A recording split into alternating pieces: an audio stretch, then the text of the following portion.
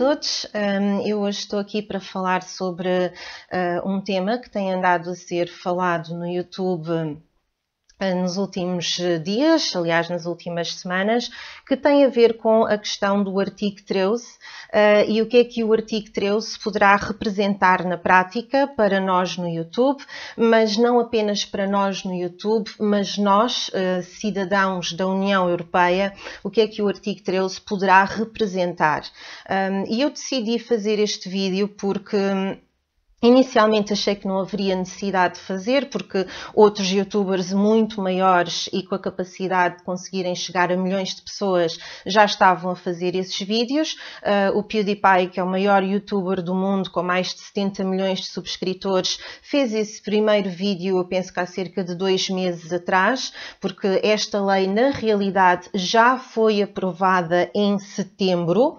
Eu acho que convém meter isto na cabeça das pessoas que dizem isto não vai acontecer, isto não vai para a frente. A lei já foi aprovada, portanto, tanto o artigo 13 como toda a diretiva que foi estudada pela União Europeia já foi aprovada. Foi aprovada em setembro e, em princípio, irá começar a ser colocada na prática a partir de janeiro de 2019.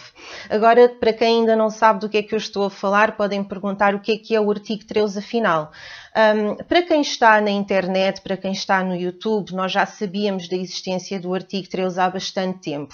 Aliás, o artigo 13 esteve para ser aprovado inicialmente em julho, mas em julho não conseguiu passar e, entretanto, foi feita uma revisão e depois, em setembro, finalmente a lei foi aprovada no Comitê da União Europeia. E basicamente, quando olhamos pela primeira vez, eu confesso, eu a primeira vez que olhei até achei que era uma boa lei, para ser muito sincera, porque inicialmente olhamos e é uma lei que vem proteger o copyright, vem proteger os direitos de autor e vem proteger situações como estarmos a utilizar indevidamente uma música, um trabalho, um vídeo de outro artista, em que esse artista possa ficar prejudicado e não esteja a receber aquilo a que tem direito com a utilização do seu trabalho. E, portanto, quando olhamos assim à primeira vista, parece ser uma boa regra. No entanto, para quem trabalha no YouTube, para quem tem canais no YouTube, nós sabemos que, por exemplo, aqui já estamos protegidos. E estamos protegidos com algo que se chama o Content ID. Vocês ouvem-me muito falar em todos os meus vídeos na parte do algoritmo, em que eu costumo dizer que quanto mais falarem nos meus vídeos, quanto mais comentários e mais likes e subscrições, mais facilmente o meu vídeo irá aparecer devido ao algoritmo. E esta questão do algoritmo é aquilo que nós já temos neste momento a proteger o Content ID, ou seja, a proteger o copyright.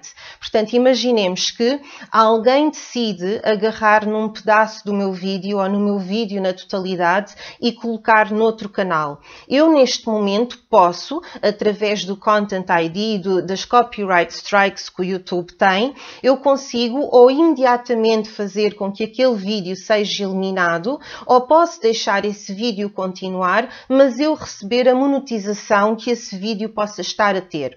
Ou seja, imaginemos que alguém utiliza, por exemplo, uma parte de uma música. Aliás, até posso falar do PewDiePie. O PewDiePie, há uns tempos atrás, há poucas semanas atrás, aliás, ele fez um vídeo que tinha a duração de 10 minutos e nesse vídeo fez uma paródia que durou 20 segundos em que utilizou a música Despacito. O vídeo inteiro dele, ou seja, 10 minutos em que ele usou 20 segundos da música Despacito, levou imediatamente uma copyright strike e o vídeo dele foi eliminado. Portanto, isto é só para terem noção de que nós já estávamos protegidos dessa forma. Isso já existe. Já existe um algoritmo que tenta apanhar as coisas assim que os vídeos são carregados na plataforma, mas se não conseguirem apanhar aí, o autor, se se aperceber, pode imediatamente fazer uma copyright strike ao canal e, portanto, acaba-se imediatamente essa história de se poder estar a lucrar com o dinheiro ou com o trabalho dos outros. Portanto, na realidade, o que é que o artigo 13 nos vem trazer de bom? Muito pouco, porque essas situações já estavam protegidas, portanto nós já tínhamos proteção em relação a isso. Se eu pura e simplesmente fizer copy-paste do vídeo, eu sei que levo uma copyright strike.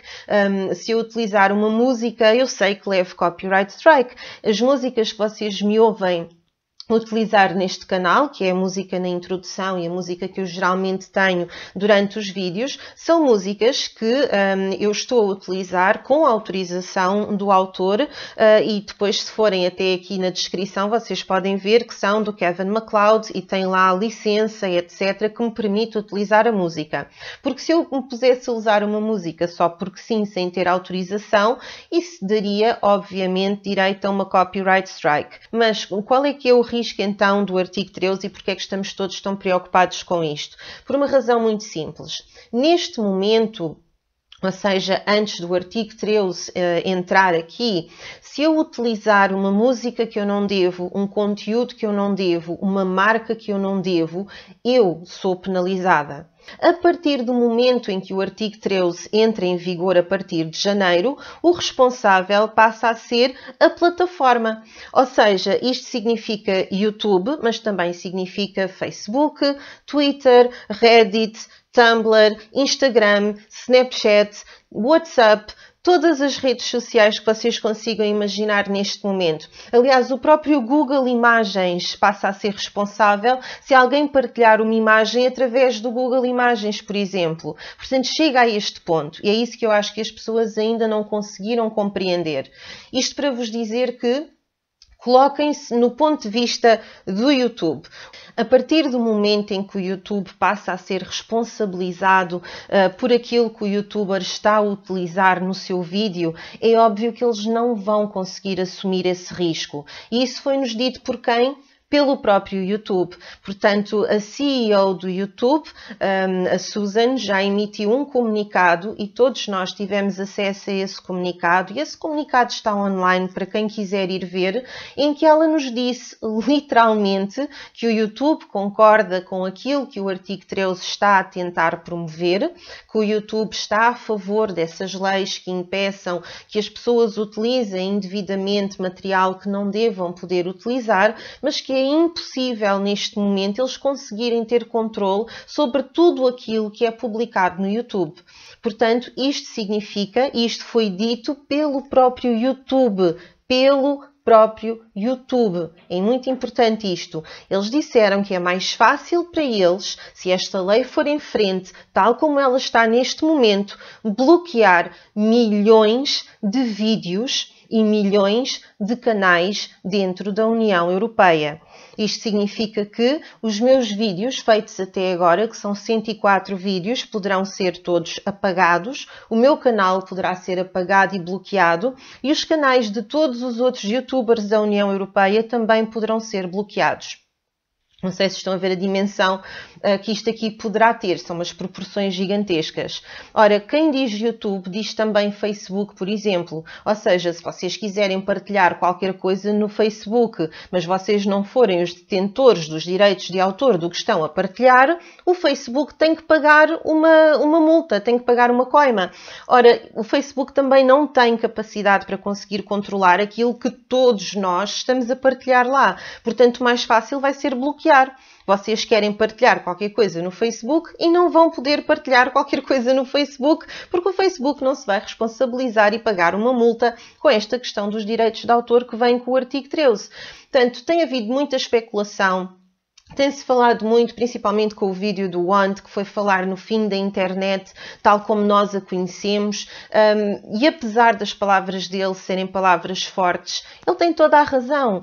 Isto não é o fim da internet, nós não somos completamente loucos e não estamos a dizer que a internet vai acabar. Não vai. Agora, se vamos continuar a ter a internet tal como nós a conhecemos, não vamos, porque a partir do momento em que nós não podemos publicar o que nós queremos, não podemos fazer vídeos sobre aquilo que nós queremos, corremos o risco de ver os nossos vídeos e os nossos canais a serem bloqueados, a serem apagados e a nós não podermos mais postar absolutamente nada. Na minha terra isso chama-se censura. Entretanto, houve aqui uma resposta de uma eurodeputada a tudo aquilo que nós temos dito, e foi a resposta desta senhora que me fez ter vontade de fazer este vídeo. Portanto, esta senhora chama-se Sofia Colares Alves e ela faz aqui uma declaração em que logo à partida, logo no início, ela fica apresentada sobre a noção que ela tem daquilo que está a dizer. E então vou-vos dizer apenas esta parte, que diz: caros youtubers, vi com atenção os vossos vídeos e publicações onde falam sobre a vossa preocupação com a diretiva sobre os direitos de autor. Venho dizer-vos que não há razões para se preocuparem. E sabem porquê? Porque não, o vosso canal de YouTube não vai desaparecer. Não, a internet como a conhecemos não vai desaparecer. Não, os memes não vão desaparecer. Caros youtubers, os vossos vídeos não vão ser apagados e a vossa liberdade de expressão não vai ser limitada. O artigo 13 não se dirige a youtubers e não vai afetar os vossos canais. Dirige-se, isso sim, a plataformas como o YouTube. A sério? É assim, quem decide se os vídeos são apagados ou não, não é esta eurodeputada, não é a União Europeia, é o YouTube. Quem vai decidir se os nossos vídeos são bloqueados não é a União Europeia, é o YouTube. Portanto, por muito que esta senhora diga isto, ela não tem qualquer autoridade sobre o YouTube. O YouTube é uma empresa privada. O YouTube não pertence a nenhum governo, não pertence ao Estado, é uma empresa privada. Portanto, se o YouTube decidir eu vou bloquear, o YouTube bloqueia. E não há nada que ninguém possa fazer em relação a isso. E, aliás, tivemos a CEO do YouTube a dizer que vai bloquear. Portanto, se a CEO diz que vai bloquear, não é a eurodeputada que vem dizer à CEO do YouTube não vão. Outra coisa que é surreal apenas neste pequeno parágrafo é quando ela diz que não vai atingir os youtubers, dirige-se ao YouTube. Cara eurodeputada, os nossos canais, os canais dos youtubers, estão no YouTube. Se vocês vão aplicar coimas ao YouTube, os nossos canais vão sofrer com isso. Nota-se claramente que esta senhora, das duas uma, ou não tem noção daquilo que o próprio YouTube já nos veio dizer, ou tem noção e está a dizer aqui algo que não corresponde à verdade. É porque também tem andado a ser falado pelos mídia em Portugal que apenas as crianças e os adolescentes e os mais jovens estão preocupados com esta situação. Isso não é verdade. E por isso é que eu também quis aparecer. Eu não sou criança, eu não sou uma adolescente, eu já tenho 40 anos e estou preocupada com esta situação. Eu não consigo compreender porque é que estão a tentar fazer de conta de que isto é uma situação que não é grave. O que é grave, na minha opinião, é que nós estamos a permitir que a censura volte novamente. Porque a partir do momento em que nós não podemos vir para as redes sociais dizer aquilo que queremos e partilhar aquilo que queremos, então temos uma situação de censura a acontecer na União Europeia novamente. Por exemplo, neste vídeo, eu por trás de mim tenho uma árvore de Natal que pertence a uma perfumaria e que é um calendário de advento. De acordo com as regras de copyright, uma vez que esta árvore de Natal não me pertence a mim, uma vez que ela pertence a essa loja, será que eu posso tê-la no meu vídeo? A televisão que eu tenho por trás de mim pertence a uma marca. Eu posso ter uma televisão com uma marca por trás de mim. Eu posso ter uma aparelhagem ali também com uma marca. Eu posso ter a PlayStation a aparecer aqui sem a Sony me processar, por exemplo. É isto que nós não sabemos. E nós não sabemos porque sempre que nós fazemos alguma pergunta sobre isto, nós não obtemos qualquer tipo de resposta. Aquilo que nós estamos a tentar ainda é ver se existem alterações à aplicação da lei para que os nossos canais não sejam fechados, para que todos nós possamos continuar a partilhar aquilo que nós quisermos no Facebook, no Instagram, no WhatsApp, para que o Google não tenha que fechar. O Google é uma empresa, o YouTube pertence à Google, o Facebook é uma empresa, o Instagram, tudo isso são empresas. E eles funcionam na mentalidade de empresa, ou seja, pensam em lucro. Se algo de repente vai-lhes custar muito dinheiro, é mais fácil sair. Para que é que eles irão estar a pagar não sei quantos bilhões em multas? Para quem não sabe, o YouTube já paga cerca de 2 bilhões e meio de dólares por ano só para ser detentor de copyright, para poder ter algumas coisas a serem apresentadas no YouTube, como músicas, por exemplo. Portanto, imaginem o que é, eles que já pagam 2 bilhões e meio de dólares por ano, terem que começar a pagar coimas por todos os vídeos de youtubers que se lembram de de utilizar situações que têm copyright. Não dá, não é viável. E como empresas que são, vão se retirar deste mercado. Tão simples quanto isso. Eu gostava de dizer, não são as crianças que estão preocupadas, não são os adolescentes que estão preocupados, é qualquer pessoa minimamente informada. E não, eu não estou preocupada por ser youtuber e ter um canal no YouTube. Eu estou preocupada enquanto cidadã num país da União Europeia em que vejo que não me vai ser permitido partilhar aquilo que eu quiser e que me vai ser bloqueado o acesso a determinadas informações que eu estou habituada a ter.